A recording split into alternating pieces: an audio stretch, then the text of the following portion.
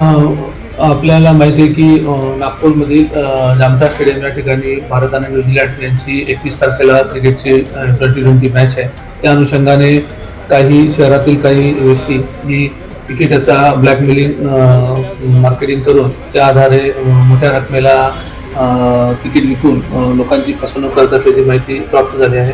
त्या अनुषंगाने आमचे युनिट 5 क्राईम ब्रँचचे पथक एस.सी. नजीर आणि इतर कर्मचारी हे पेट्रोलिंग करत असताना त्यांना विषय ग्राउंड सदर या ठिकाणी एक व्यक्ती संशयास्पदरित्या तिकीट घेऊन जादा भावाने विक्री करत असल्याची माहिती प्राप्त झाली.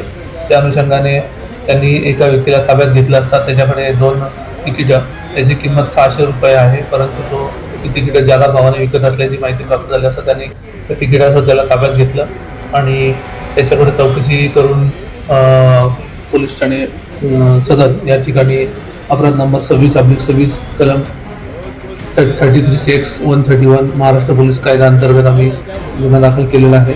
यातील जो आरोपी आहे याचं नाव आहे मोहम्मद आदिब शेख इजाज, वय 18 वर्ष, राहणार ताजनगर टेका नाका, पोलीस ठाणे पाचपावली. याच्या विरुद्ध असा अपराध आम्ही रजिस्टर केलेला आहे आणि याद्वारे आम्ही नागरिकांना सुद्धा आवाहन करतो की जी मॅच सुरू आहे अधिकृत तिकीट आपण वेबसाईटवरून किंवा अधिकृत सेंटरवरून तिकीट खरेदी करावं. कोणीही अशा प्रकारे जादा भावाने ब्लॅक तिकीट घेण्याचा प्रयत्न करू नये. जर असं कोणी आढळला त्यांच्याविरुद्ध योग्य ती कायदेशीर कारवाई करण्यात येईल. सदरचा व्यक्ती हा एका 12वीमध्ये शिकत असून JEEच्या एका क्लासमध्ये तो क्लास घेऊन त्याच्या परीक्षेचा अभ्यास करत आहे, विद्यार्थी आहे.